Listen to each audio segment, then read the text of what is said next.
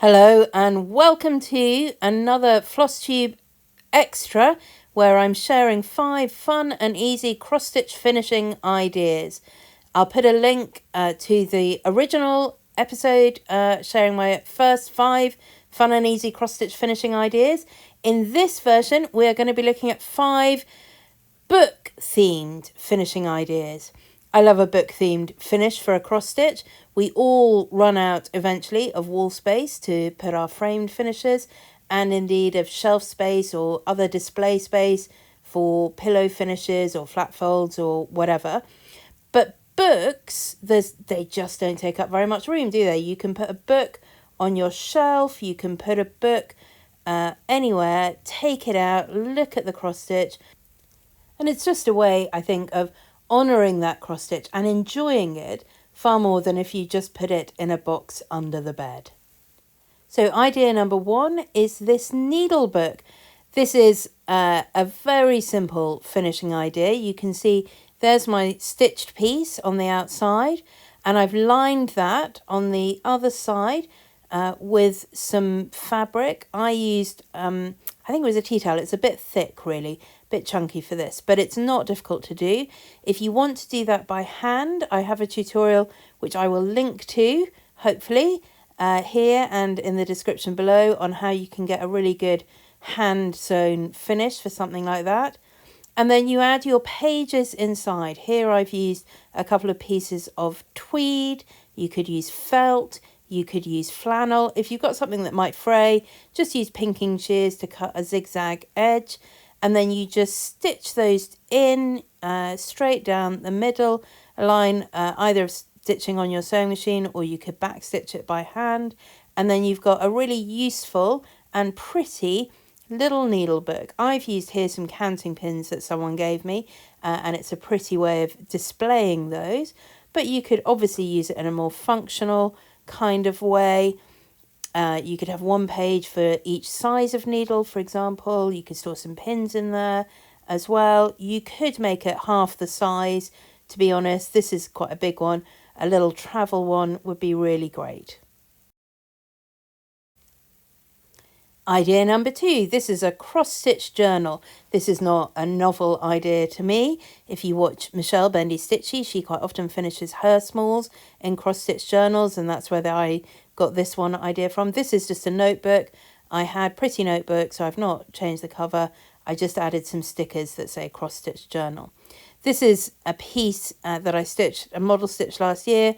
I did this and then I decided it needed to be done with 2 strands of floss, but I liked this version. I wanted to keep it, so I just collaged it. I had a children's book with the nativity story in it. I cut out a piece with Mary and Joseph, and then I added my Jesus and the ox and the ass on there, and you can see I've just put the details of the stitch on the page as well. So it's just gluing down. It's not complicated at all. Yeah, what have I got on the next page? This is a piece that I designed for the Stitches Collective Stitches for Peace charity bundle. I wanted somewhere to keep these pieces. They felt important, but I didn't ever want to particularly have them on display, so I put them in the journal. This was an experiment, a design there, which I'm not sure I'm ever really going to do anything with, but I had some pretty paper and some pretty chenille, so I thought they would make a nice display on the page. I haven't put anything at the bottom of the page here, but I'll come back when I've got something that'll fit there. This slightly larger piece that I've done over 2 pages. I used to have this on the wall, but I don't anymore, don't have room for it, but I still love it. So I used washi tape and bits of paper, made a pretty display in the book.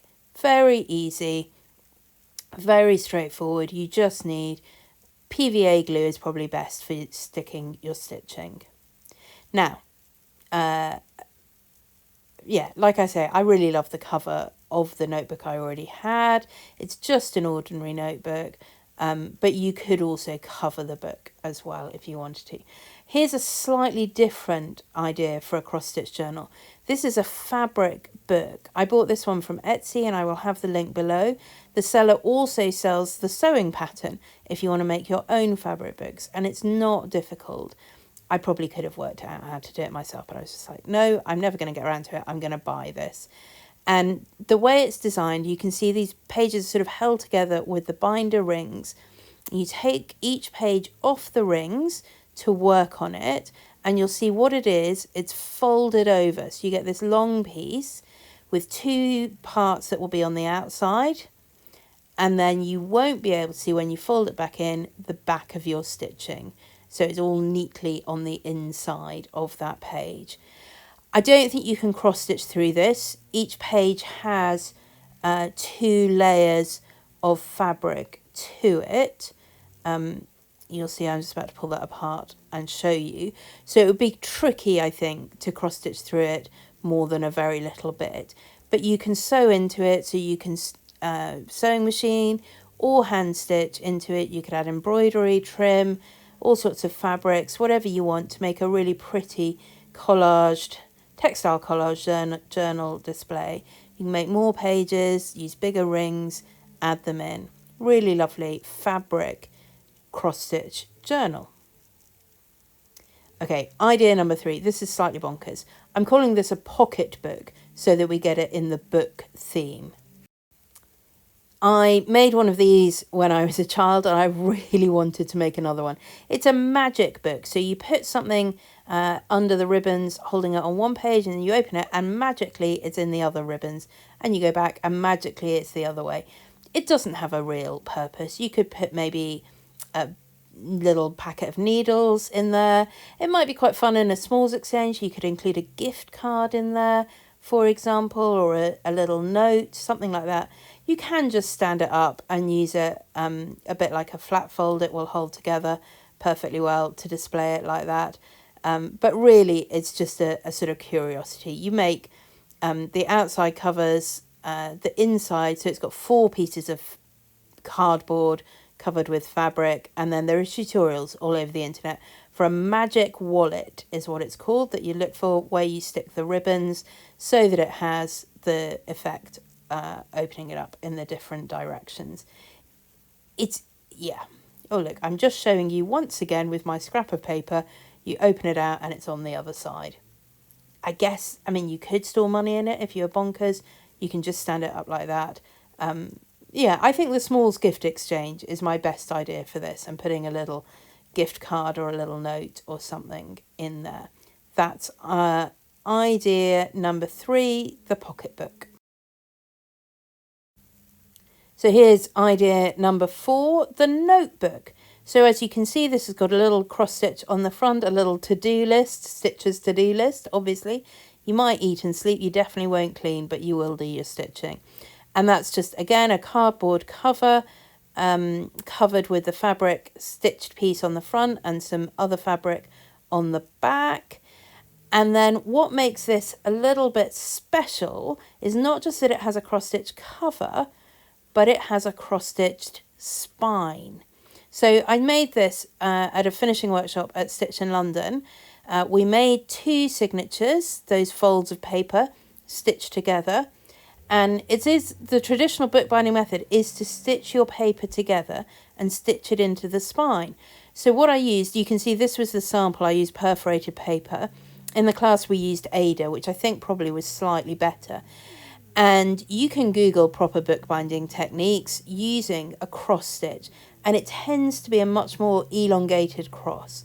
But I thought, well, we're stitchers, we're cross stitchers, let's make a cross stitch finish. So you get there the stitching on the inside of both of those signatures. It's not super neat, mine, but you know, it's all right for the inside of a notebook. It's super neat on the outside. I think it's a really fun little finish. It is fiddly. You've got 10 cross stitches there, and I did warn them in the workshop, they will be the most annoying cross stitches of your life. But there's only 10, and everybody did it, and everybody's was amazing the way they look. So you stitch your signatures to the spine, and then you glue each side of the strip of Ada to the front and back of your notebook, and you've got a really nice finish. And finally, I mean, I say fun and easy. I don't know how easy this one is. There's a lot of cross stitch went into this. It's a beautiful pair of patterns from Modern Folk Embroidery. that I used the same palette of Roxy Floss Co. and the same fabric from. You obviously don't have to have cross stitch on both front and back. You could just do cross stitch on the front and a plain fabric on the back and sew them together. And then on the inside, I've just made these sort of flaps in this beautiful toile fabric. It's a modern toile. And you could slip then a notebook or even an ordinary book. I'm about to show you with a notebook that's too big, but you would slip the front cover into one side, the back cover into the other side, and you've made a slip cover from your cross stitch. I'm actually going to do something different with this one. I'm going to make some cross stitch pages, which I'll then attach to the spine that I put fabric in there specifically for. And then I'm going to make the whole thing into a cross stitch book with cross stitched pages. So there's 5 book themed ideas, and my original 5 fun and easy cross stitch finishing ideas you never tried. There was another book idea in that. So if you've not yet watched that little video, can I highly recommend it? There's some other wild and wonderful ideas as well as another little book. Do leave me a thumbs up, leave me a comment if you've tried any of these ideas, or if you've got other book themed cross stitch ideas, finishing ideas that you'd like to suggest. I would love to hear them in the comments. I'll be back, I'm not sure when, but another one in this little series of 5 cross stitch finishing ideas will be coming at some point. Thank you so much for watching.